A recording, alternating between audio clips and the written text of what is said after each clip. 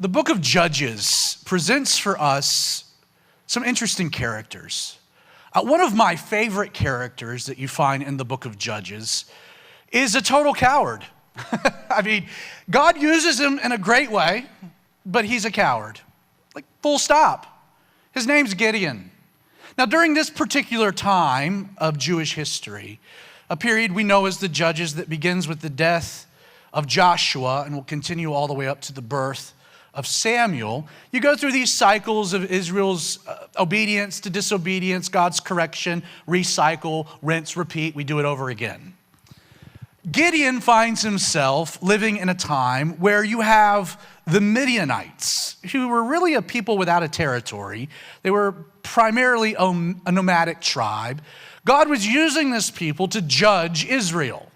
And the judgment was very simple. God would allow the Jewish people to till the land, plant the seed, yield a crop, and just at the time of harvest, when everything was ready, that they could experience literally the fruit of their labor, God would allow the Midianites to come in and take it all. And that's where we find Gideon. In fact, chapter 6, the book of Judges, beginning with verse 11, we read, "Now the angel of the Lord," who, spoiler alert, is Jesus, "came and sat under the terebinth tree," which was in Ophrah, which belonged to Joash the Asbronite, while his son Gideon threshed wheat in the winepress in order to hide it from the Midianites. Now, most of us are not real, consistent or up to speed on harvesting, especially wheat. I don't know if that was your bucket list for next weekend or not. But in regards to threshing wheat, what you would want is a good source of wind. So most people in a normal situation would find a hilltop, which is where you would put a threshing floor, and then you would take the wheat, you'd throw it up, you'd let the wind blow through it, separating the chaff. The heavier wheat would fall, and that's just kind of how you refined your crop. Well, we're introduced to Gideon, not at a threshing floor, not up into a wind-blown area, but he's in hiding because of course, the Midianites. And he's in a wine press, which is a hole in the ground, often cool, where you keep wine. You know what you don't find in a wine press? Wind, which is like the most essential thing you need to separating the chaff from the wheat. And so literally you've got Gideon, Jesus is watching, and you've got Gideon throwing up the wheat, trying to separate the chaff and the grain. And Jesus is watching. And with that in mind, notice Jesus' first words to Gideon. Verse 12, "So the angel appeared to him and said to him, 'The Lord is with you, you mighty man of valor.'" He's in hiding. He's not a mighty man. So Gideon replies to Jesus and says, "Oh my Lord, if the Lord is with us, why then has all this happened to us? And where are all the miracles which our fathers told us about?" And then he just starts complaining some more. Basically, he's like, "You want to know why I'm in this wine press doing this? Because God's not doing nothing. Where's God?" Now, keep in mind, he's talking to God. Not a really good situation. Now, Jesus is going to work in Gideon's life. He's going to reveal himself in some really radical ways. In fact, I would encourage you just on your own, read through chapter 6. Like, it is an amazing chapter, what God does in Gideon's life. But Gideon is still just kind of a cowardly guy. Now, fast forward to verse 33. We're given the scene, kind of the preparation for a big battle. So all the Midianites and Amalekites, the people of the east, gathered together, and they crossed over and encamped in the valley of Jezreel. But the Spirit of the Lord came upon Gideon, and he blew the trumpet. The Abiezrites gathered behind him, and he sent messengers throughout all of Manasseh and gathered behind him. He sent messengers to Asher, Zebulun, Naphtali, other tribes of Israel, and they came up to meet them. So you have these two people groups preparing for battle in the valley of Jezreel. God has worked in Gideon's life, radically, revealing himself profoundly. And Gideon's looking at the situation. He's like, well, we're actually gonna go to war. and I'm the leader, and he gets a little cold feet. So verse 36, Gideon says to God, if you will save Israel by my hand, as you have said. That's a bad starting point. I know you said you're going to deliver Israel, and I know you've said you're going to use me. I know this is what your word says, but can we verify it? Look, this is what we'll do, God. I'll put a fleece of wool on the threshing floor. So he knew where the threshing floor was. If there is dew on the fleece only, which he obviously got from Old Navy, and it's dry on the ground, then I'll know that you will save Israel by my hand, as you have said. And so it was. When he rose early the next morning and squeezed the fleece together, he wrung the dew out of the fleece, a bowl of water. All right, God, I know you've told me this is how this is going to go. You're going to use me. We're going to liberate Israel. This is the plan. It's your word, but just for verification, we're going to run a little experiment. If you'll indulge me, God, I'm going to put a fleece out, and if everything is dry but the fleece, well then, I know you've really been speaking to me and I've been listening.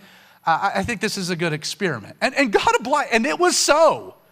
Next morning, everything's dry, the fleece is soaking wet, wrings it out, a bowl full of water. And that's a supernatural thing. That's not a normal occurrence. That should be end of story. Gideon, I'm behind you. Verse 39, then Gideon said to God, do not be angry with me. Again, not a good way to start a prayer. God, I know what I'm about to say might induce a little anger. Don't be angry. Just let me speak one more time. Let me test. I pray. Just once more with the fleece. Let it be dry only on the fleece, but on the ground let there be dew. Let's reverse the experiment just so the first occurrence wasn't a quinky-dink.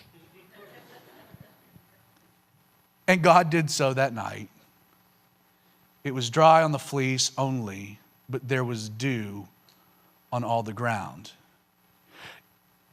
We have certain phrases that we use in Christian circles that don't really translate well outside of Christian circles. I call it Christianese. You know, say, man, church was on fire this morning. You say, what? Did you call the fire department? Was it like we understand in the church world what that means, but like it's just it lands differently on a secular ear. Another one of these we find from this passage, and that's the idea of throwing a fleece. Well, I'm not sure what God wants me to be doing. I've got option A, I've got option B, I've got option C. And I really, I kind of know what God's word has said, but I just kind of want a little confirmation. He's asking me to take a step. I just need to be sure God's word's not enough. Don't be angry. And I'll throw a fleece. So I'll test, I'll work something out with God. You do this, God, and I'll know that you really want me to go down that path. The interesting thing about throwing a fleece, this is in a biblical context, is that while God does indulge Gideon, because he's a coward, he doesn't really do that often. Like God's really kind of not in that business. Go back to the father of our faith, Abraham. Leave Ur of the Chaldeans. That's great. Where are we going, God? To a land. That's cool. That I will show you when. I don't know. Just go. Does Abraham ever find the land? No, he keeps moving all the time. The land was ultimately heaven. But it was the journey that God was calling Abraham to. Be obedient, go. Like so often, and you can understand Gideon, and I'm not knocking the idea, like we want to know God's will for our life. I think that's a fair thing. If you're a follower of Jesus, you've given your heart, your life to Jesus, you want your life to be used by the hands of the Master, to be used for his kingdom, to bring him glory. You want your life to have purpose, meaning. And you can actually pray, Lord, I want your will done in my life. I know I can't trust myself. I want your will. I just want to know what it is. And we say, Lord, I want to know what it is because if I know what it is, I can get ready for it, I can plan for it, I can organize things. That doesn't really require faith or letting go. But that's what we want. We want to know God's plan. We want to know God's will. And we place it in the context of that will or plan being good. God, obviously, you know me, I know me. I'm good looking. I'm eloquent with speech. Obviously, you want me behind a pulpit preaching your word forever to the multitudes, to the thousands. I get it. I know me. I'm the right guy for the job. So you just tell me and I'll get ready for it. What if God's will for your life, where you're like, God, I want to know your will. And God's like, about that, I'm not sure you do. Well, wait a second. Of course it's going to be good. Yeah, about that.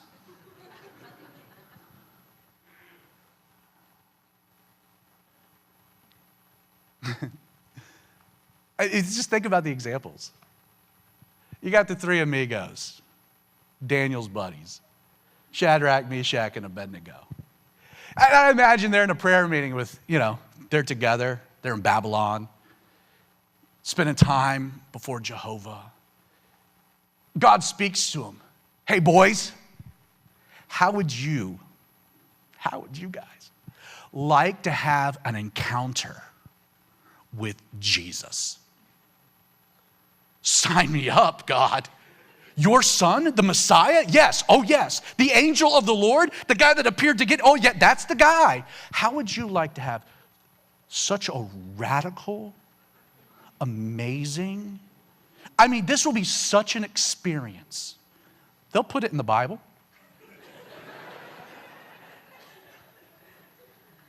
Yeah, God, that sounds pretty good. I'm glad you've recognized us. Okay, so here's the plan. You want to know how this is going to go down? That's even better. Okay, so Nebuchadnezzar the king is going to go on like this ego trip. He's going to build this big tower. He's going to declare that everyone's got to bow down and worship. That's when you say no. Okay, got it down. Big tower, Neb, no. Exclamation point. Where does Jesus come into this?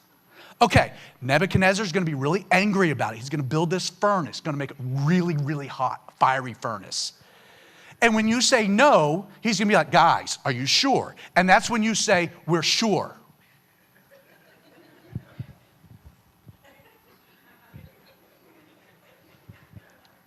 Are you sure?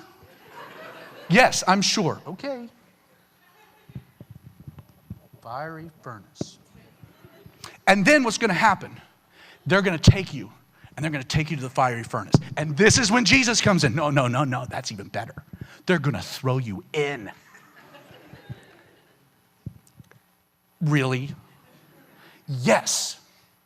You'll get thrown in the fiery furnace, and then you'll encounter Jesus in a radical way. Even so much so that the only thing that's burned are the ropes holding you. And you'll walk, there won't even be the smell. And Nebuchadnezzar will be like, we threw 3 guys in, there's a 4th, and he'll even know that it's God. Okay, I get it, God, but we could do all of that, without the furnace thing. No, that's my plan. That's how I'm going to do it. Okay. Lord, I want to know your will. Do you?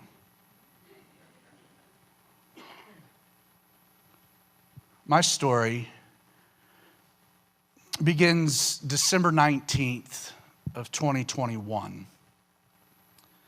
I had just completed the Sermon on the Mount, Matthew chapter 7. Didn't realize that I wouldn't preach again for another 5.5 months.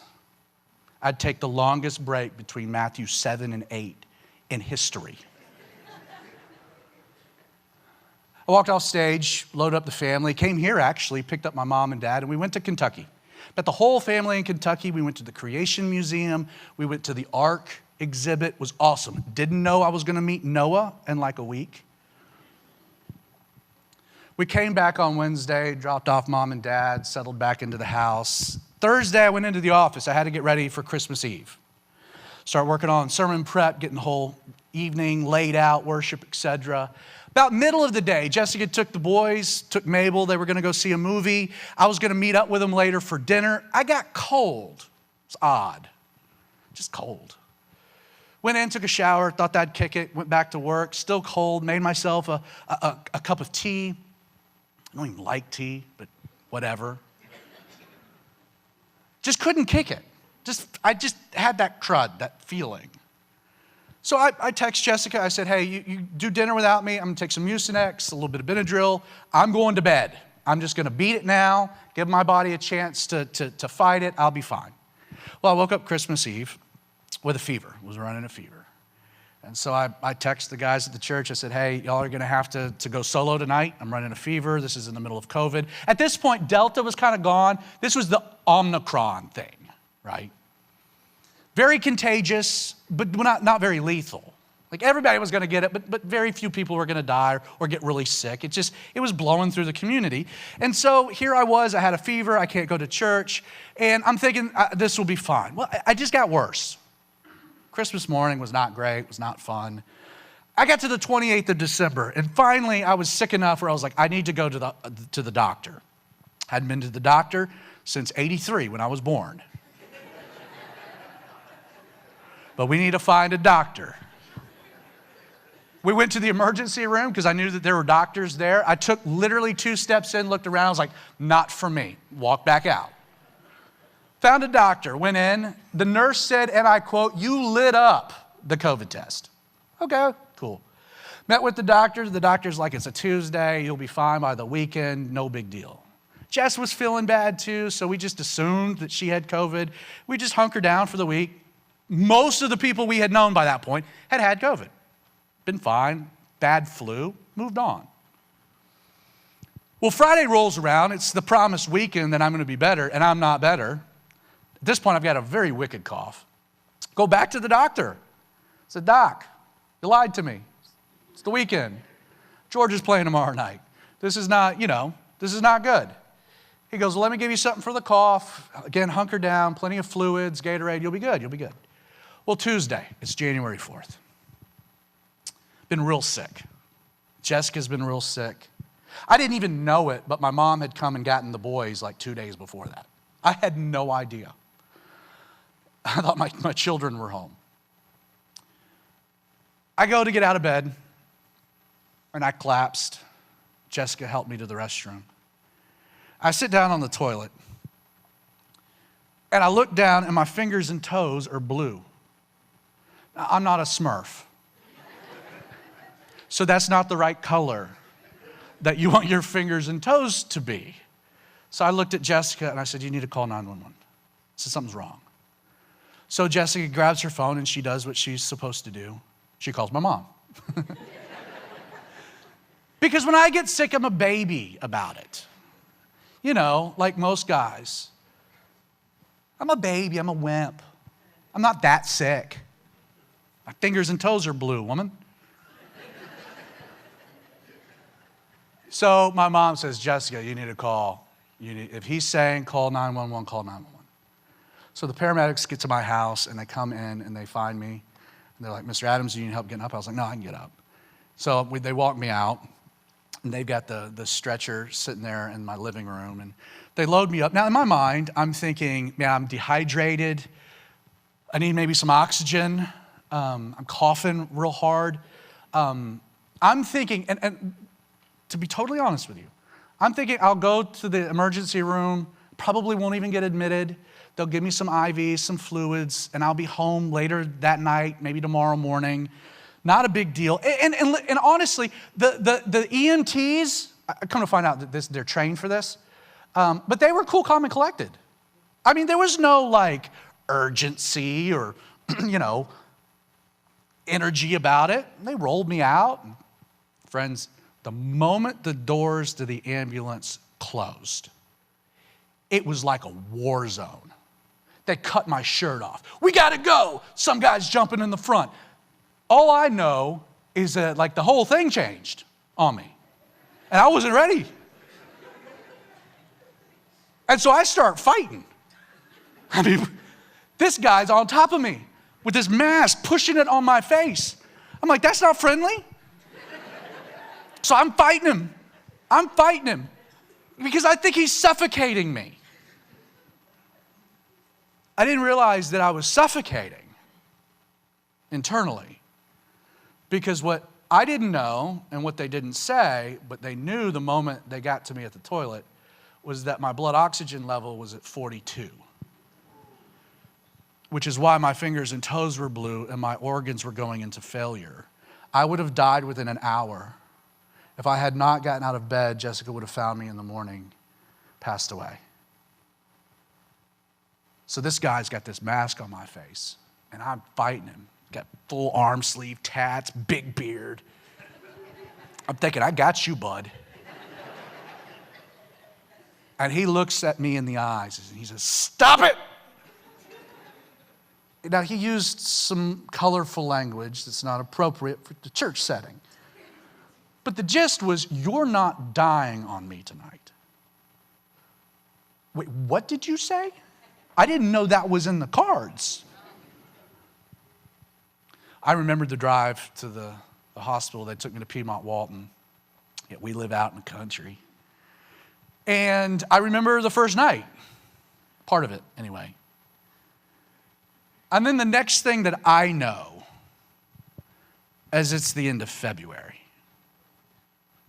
which we'll get to in a moment. What I've been told happened since. And a lot of you know this story because you were living it with my family.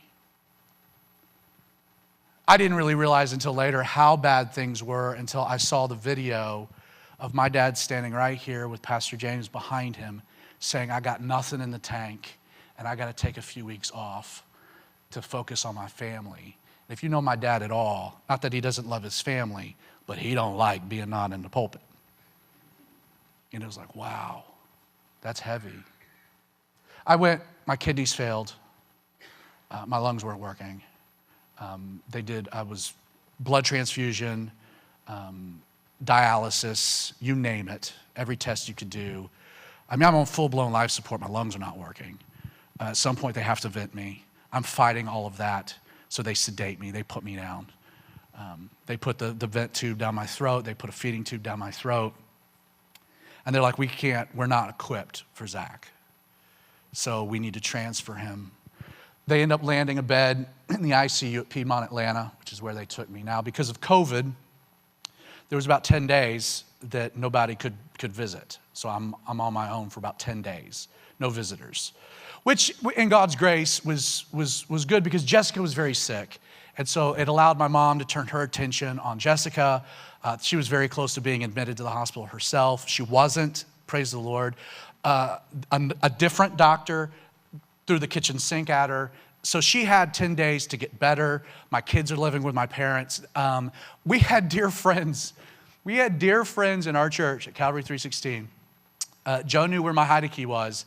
They went middle of January to my house to remove the Christmas tree, to clean up all the presents. It was like a bomb had gone off. And that's just because they didn't want at some point Jessica to come home to that. So they cleaned everything. Jessica would spend a good month or so with my parents. My brother-in-law is getting the reports from the nursing staff. He's relaying those to my parents. You can go onto Facebook and kind of follow the progression. It wasn't good. My numbers weren't good. Everything that people had seen go wrong was going wrong. They're finally able to get into the hospital to see me. They hadn't moved my mask, so I'm missing a chunk of my ear. I'd like to say that it was a Mike Tyson Make-A-Wish event. I was in bad shape. Every bit of news was bad. Nothing was good. I would be vented for 65 days. So they tell you that if you're vented, your chances of survival drop dramatically. And then the longer you're vented, the less likely you are. I only know of one person that was vented longer than I was and survived. It just didn't happen. One person. Piedmont, Atlanta, the lowest oxygen level they had survived was 75. February 1st, well, the end of January, they start trying to wake me up. So they're pulling back the sedation meds. They're trying to get me to wake up. They're concerned about my vocal cords because of the tubes going down my throat. So they decided to trach me. So they moved the ventilator to my neck. And then they put the feeding tube in my gut. Still not waking up. February 1st rolls around. They do a CT to see if I'm still there. The dreams were lucid, gnarly. We can talk about that at another time. I was still very much there dealing with some interpersonal relationships. It was quite an experience. My oxygen was only at 55, February 1st. I'm vented, fully vented. I'm on 100% oxygen. You let a cigarette in that room, we'd blow up. There's nothing more they can do. And so that was the day that they came in, and the doctor told Jessica that I was going to die, and that she needed to go ahead and get her affairs in order, and that she would be a widow. That happened, if you know anything of the story, that February 1st happened to be the day that my mom, when she was a little girl, she was 10, got the news that her daddy died. My son Quincy was 10. February 1st is when they get the news. Needless to say, there was a lot of tears and anguish, and only thing that was left was prayer, and you guys rallied. People prayed. All over the place, people prayed. I'm sleeping, and people are praying. Well, they broke protocol on the 3rd of February, and they let my brother and sister into the ICU to say goodbye, Mackenzie and Natalie. And within an hour or so, with no explanation whatsoever, my oxygen level went from 55 to 98.5. And I woke up. When I say I woke up, I kind of opened my eyes. Again, I don't remember any of this. This is February 3rd. I don't get solid memories till later in the month. But I woke up. Everybody's freaking out. My brother's running around. They're FaceTiming, Now, the respiratory doctor called my dad. Because my dad had asked, what do you need to have hope that Zach can make it? And at the time, the doctor was like, he needs to wake up. He's off of all the sedation. There's no reason that he's still in a coma.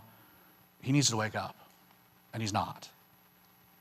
Now, at this point, I've woken up. So my dad is asking the logical questions of et cetera, et cetera, et cetera. And the doctor's like, Sandy, you need to really temper the expectations here of the family. Even if Zach lives, which is still an if, his lungs are so damaged from the COVID scarring, COVID pneumonia, that he's going to live on a ventilator. He's going to go home on a ventilator. And he won't have any chance of normality without a double lung transplant. Like his lungs are shot. And he said, and I quote, your son, he's not going to be able to carry on a conversation. He has preached his last sermon. That's what they said. Well, we just kept working. My first memory. I have no idea what's happened to me. I don't know where I am. I don't know the condition I'm in. All I know is I woke up in the middle of the night. I can't move. Now, I don't know that my arms are severely out of joint. I've got neurological issues. I can't move because I literally can't move. I had gone from 185 to about a buck 25. Atrophy, et cetera. Now, on a side note, my New Year's resolution for that year was to lose some weight.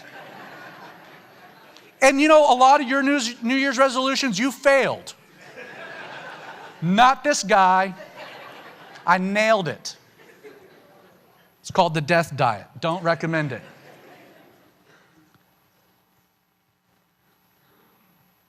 So we're in this situation. It's dark. I can't move. Logically, I can't move because I've been restrained. And I start to yell out, but I can't hear anything. I mean, I'm yelling with everything in my being, help, but there's no noise. I've been muzzled. Now, I don't realize I got a tube sticking out of my neck. I got no idea. And it's dark, and all I can see is like this blue and red hue, because I can't see the machines behind me. I hear the beeping and the noises, and I look over. I can see the light under the double doors. And I can hear people walking by, and I can hear carts, torture devices, the rattling of chains. My first memory is convincing myself, I'm Jason Bourne. And I have been taken captive, and I am behind enemy lines, and I'm being tortured for information, but dadgummit, I'm not giving them anything. I have very spotty memories of that room. I remember watching the Super Bowl with my mother. My brother came 10 days later, Nick, gave me a shave, spent the whole day with me. No memory of him whatsoever. They rolled me out of that room at the end of February because it sprung a leak. Literally, there's water pouring out of the ceiling. Shows what kind of hospital care you get when they think you're gonna die. And the moment that they rolled me out those double doors was the first moment. It was like the light bulb went off. I was like, I'm in a hospital. Did you guys know I was in a hospital? And from that point forward, I had full memory. Everything clicked. Now, I had in the course of it all, on 2 different occasions, I had what was called a pneumothorax. So my right lung collapsed. The first time it collapsed, I believe it was in transport when they were moving me hospitals because it was an emergency procedure. Basically what happens is when your lung, as tattered as mine is, when it pops a hole, it's pushing air into your chest cavity, which creates a pressure zone, and that collapses the lung. So you need to reinflate the lung, so you got to let the air out. So they take a tube and they stick it between your ribs. I got a cool scar right here. To reinflate the lung. Well, the second time, I'm awake for it in the middle of the night. I feel like someone is standing on the right side of my chest. So I page for the nurse to come in. He's like, you're having a heart attack. And I'm like, I don't know if they taught you this in medical school. I could be wrong. I don't know what all has happened to me. Maybe it's moved. But I'm pretty sure that my heart is on this side. And the pain is on that side. No, you're having a heart attack. So they wire me up, and I'm looking at him. I'm like, some heart attack. He goes, okay, you're right. I was like, I know I was right 30 minutes ago. So they do the x-ray. Sure enough, my lungs collapsed. They had to poke another hole, and that set me back. Like we were making progress. I was working to try to get off the ventilator, and everything got set back. And then that became a whole thing, whole process. They couldn't do surgery on me because I wouldn't have made it. So this doctor comes in and he says, Zach, I have a plan. Good, I don't. Glad you do. He goes, we're gonna do something that they used to do in the 50s. And I'm like, that's where we are now. Modern medicine is no longer working. We're going back to the good old days. Leave it to Beaver. He goes, we're gonna take talcum powder. You know what talcum powder is? You watch a World War II movie, it's the powder that the medics running around, open wounds, pouring powder in to get them back to the tent, coagulates. We're gonna take talcum powder. Okay, I'm tracking. And we're gonna mix it with 100 milliliters of alcohol. Okay. And we're gonna pump it into your chest cavity. And then we're gonna put your feet over your head for 30 minutes. And then we're gonna put your head over your feet for 30 minutes. And then we're gonna get you on your side for 30 minutes. And then we're gonna flip you on the other side for 30 minutes. We're gonna do that just for 4 hours. Okay.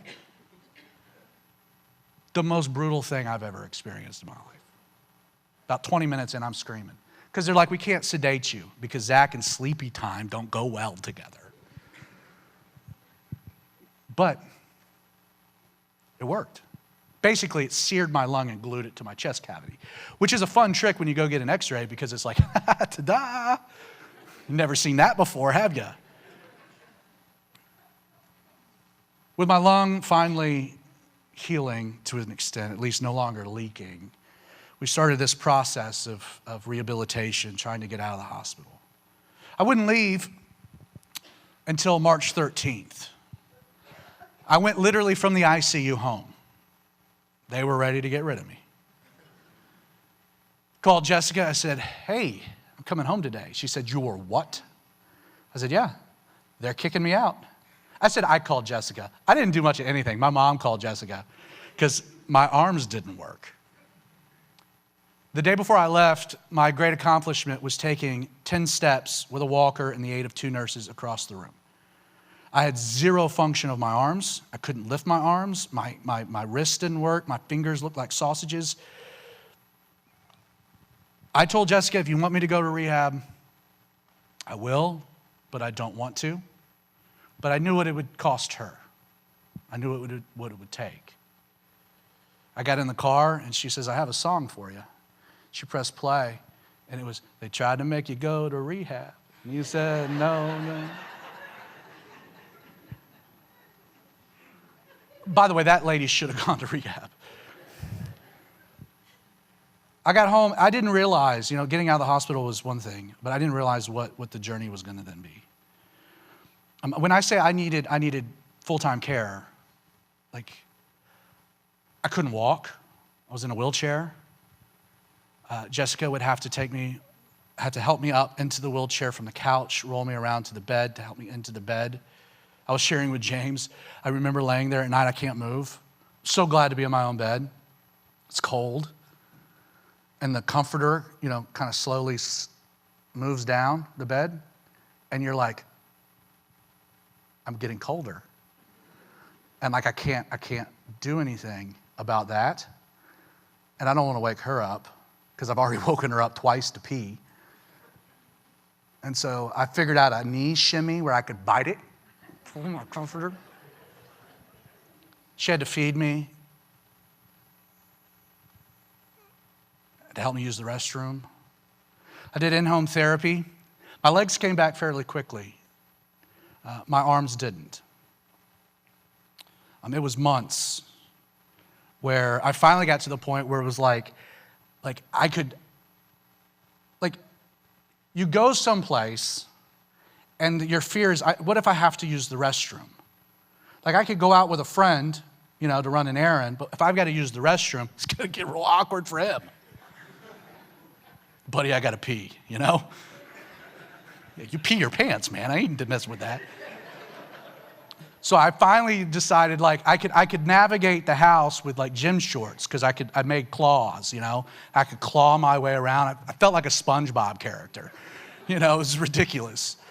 I got jeggings, elastic jeans that I could wear out just because I could get them down, I could get them up. I mean, the things you don't think about, it's terrible.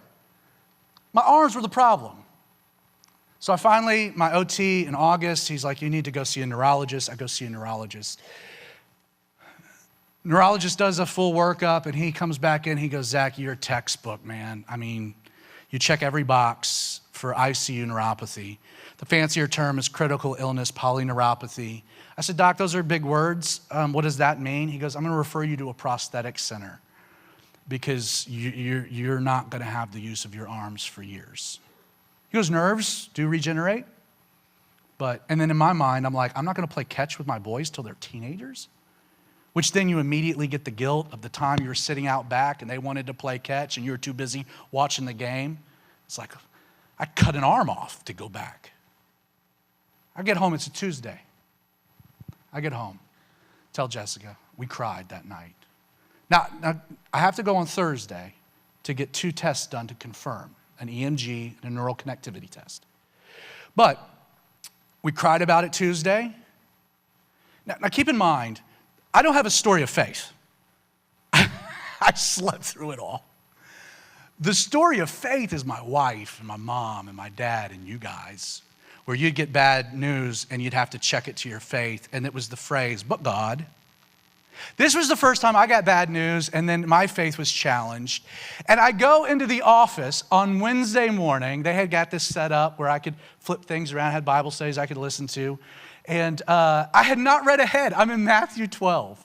Had not read ahead. I opened my Bible, I hit play, and you know what, of all passages to get in that moment, it was Jesus healing the man with the withered hand.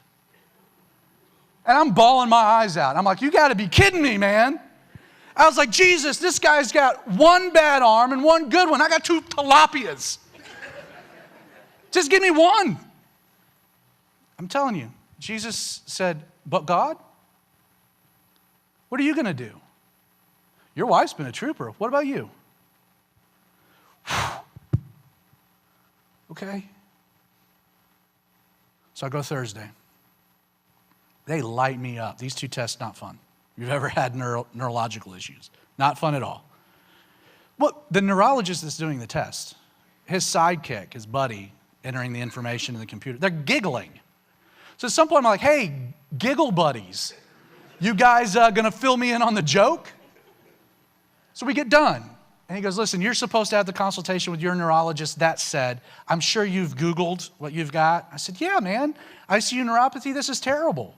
He goes, no, it is. That is terrible. He goes, good thing you don't have it at all.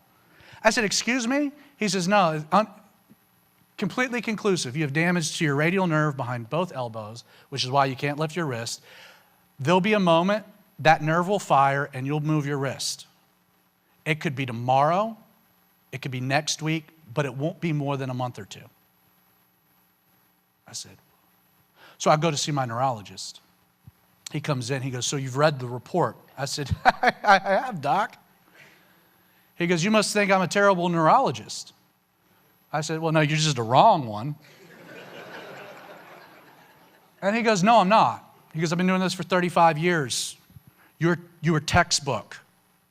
Every box from the medication, like the time I was in like everything that you needed to check the box for critical illness, polyneuropathy, I checked the box. He goes, when I saw you on Tuesday, you absolutely had neuropathy. And I'm not changing the diagnosis. That said, I'm not going to argue with the conclusive test of the EMG and neural connectivity test. What happened between Tuesday and Thursday, I don't know. I said, I could tell you. I didn't do that. It was more like.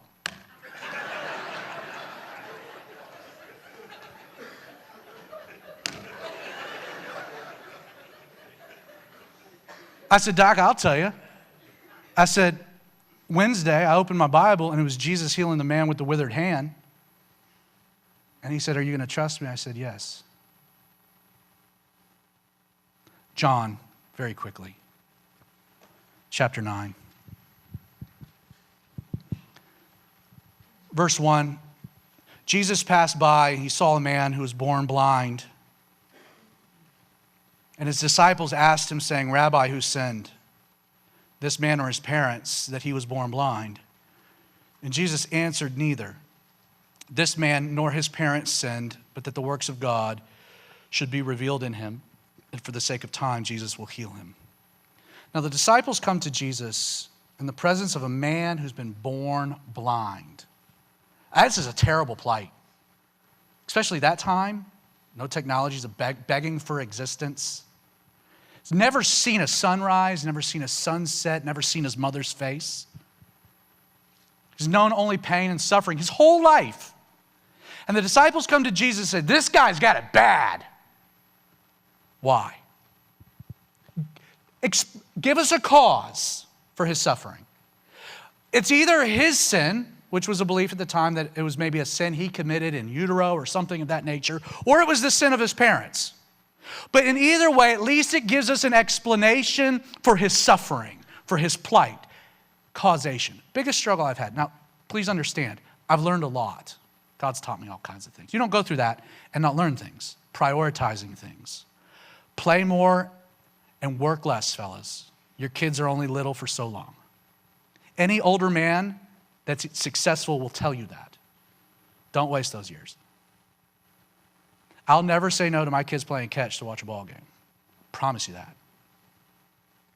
But they want to know causation. And I would have, and again, I'm not harking on it, but people would come up and say, Zach, what has God taught you? What is he teaching you through this? I'm a vegetable in a hospital bed, breathing out of the tube. What is God teaching you? Now, the reason that lands weird, at least for me, was the assumption made by the question. For the assumption is that there was something God was trying to teach me in, say, like November, that I was being stubborn, that I wasn't listening to. And God's like, that boy's going to learn one way or the other. And that all this has happened so I can learn a lesson that I wasn't willing to learn then.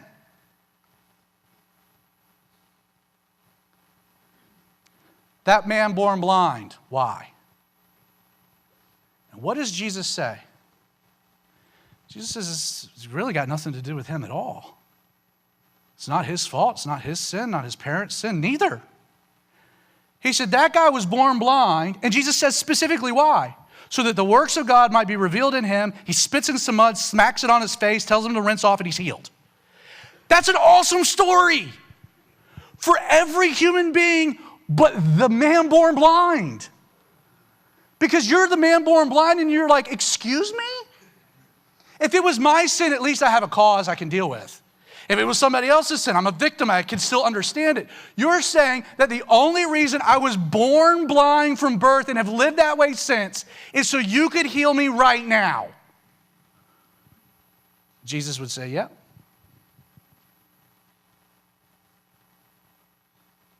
Following Jesus is a dangerous thing. See, I'm fully convinced that at some point God determined that there was a whole group of medical professionals and nurses and doctors that needed to be reminded that he was still there and he still performed miracles. And so God, in his ultimate wisdom, not consulting me, was like, okay, I need to remind them I'm a miracle-working God. What do I do? Okay, well, there's Zach. And you know, he gave me his life, and he told me, you can do with me as you will. Ugh. So you know what? Okay, that's good. He's my servant. I can use him as I want. He gave me permission. I'm going to knock him down with COVID. I'm going to stack the deck so bad that there's no other explanation for his healing other than me. If God had come to me in November and said, hey, this is my plan. I'm going to use you in an amazing way, but this is how it's going to have to go. Is there not another way to go about that? It's like the guy that got the rawest deal in all of the Bibles, Lazarus. Lazarus and Jesus are BFFs, they're best buds. And Jesus is like, hey man, you want to help me with something big? The cross is coming up. I got to let people know I got power, resurrection power. Yeah, Jesus, I'm there. Whatever you want, bro. All right, so here's the deal, Laz. You're going to get sick. Okay, I'm all right with that. I can take a bullet. That's fine. You're going to get sick. Real bad. It's going to be real bad. It's going to be real bad sickness. That's fine. And you're going to ask that I would come. Yeah, that's what I would do, Jesus. Here's the catch. I'm not. In fact, I'm gonna wait. Okay, that seems like an odd plan, Jesus, but I'm still with you. You're the master. You got it, you know? Yeah, no, when I say I'm gonna tarry, you're gonna die. Okay, that seems odd. You'll be there quick though, right? No, I'm gonna let you spend 4 days in heaven, experiencing glory. So bad that there's no chance. I mean, you're dead. And your sisters are gonna be ticked off. But don't worry, I'm gonna come and I'm gonna say, Lazarus, come forth. And then guess what? All that fun that you've had in heaven, you're gonna have to come back. What? Yeah. But I was just getting settled. Yeah. Well, at least when I get back, Jesus, it'll be all good. Well, that's the thing. The religious establishment's going to want to kill you. That's my plan. following Jesus. What does that mean? What does that cost? And then who are we to complain when God's will looks different than what we want?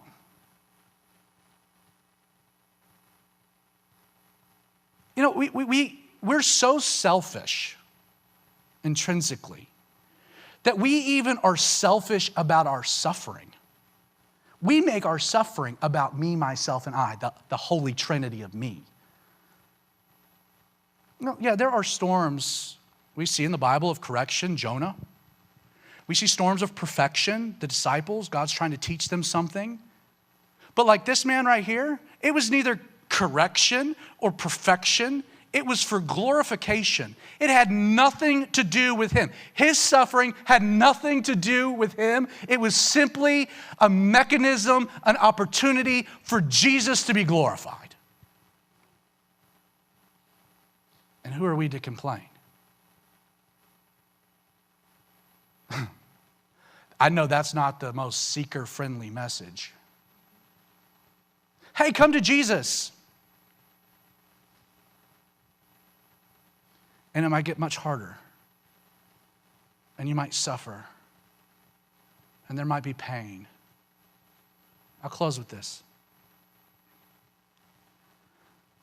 Again, leading into March, when I was starting to talk, I got they called me the prince of the ICU. The ICU is kind of a dreary place.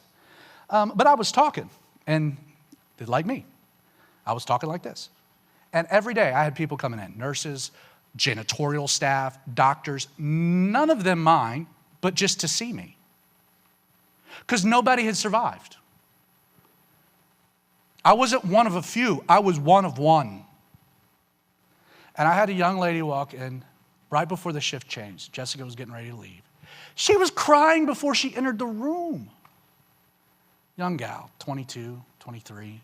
Her name was Ashley. And she says, do you remember me? I said, I'm so sorry. I don't remember you. I don't know if you knew this. I was in a coma, you know. She says, well, I need you to know something. She goes, I was your nurse the day you woke up. She goes, I'm a Christian. I love Jesus. And I knew you were a pastor. And I had met your wife, and I knew your mother, and I knew you had 3 small kids. And when I got to the hospital that morning for my shift, and I saw I was assigned to you, I went to the restroom, and I broke down, and I started bawling my eyes out, and I was crying out to the Lord, I can't do this. Because every person I've had has died, and I can't do it because you are going to die. At best, let them die tomorrow on someone else's shift, but just not today. Lord, I can't do it today. Don't let him die. And she said, not only did you not die, but on my shift, a miracle happened. And your lungs filled with air, and you woke up. And I drove home that night praising Jesus like I have never praised him before in my life, for I saw a miracle, and my faith was restored. If Jesus sent me to that hospital for her, and that was it, do I have a right to complain? Or the neurologist that needed to know that Jesus was real? My lungs. I went in July, so when I left the hospital, I had about a 20% capacity. Full COVID scarring, not gonna heal, not gonna go away. I went 3 months later in July to get another x-ray, and it showed 80% healing. The COVID scarring disappeared. The lady was laughing. It was like, there's no explanation for that. I went back in November, and my lungs are as normal as yours.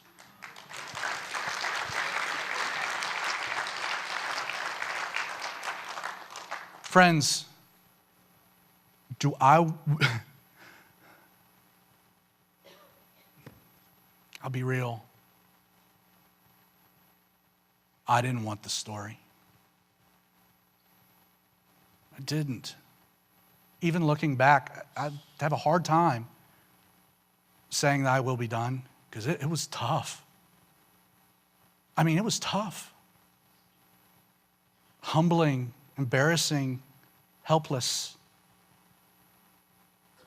But you know what? It's not my life, is it? And it's not my choice. So, Father, Lord,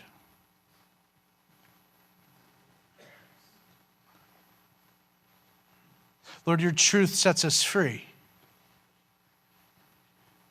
Lord, there might be some people in here that are in a tough spot because of their own poor choices. May they see that. And there might be some people in here because you're trying to work something out of their lives, and that's a truth. But there are some times that we just live in a fallen place. And you lead us down a path not of our choosing, so that you can intervene and you can work. And it's not about us at all. It's about you. It's about your will. It's about you being glorified. It's about a message you're wanting to communicate to this lost world.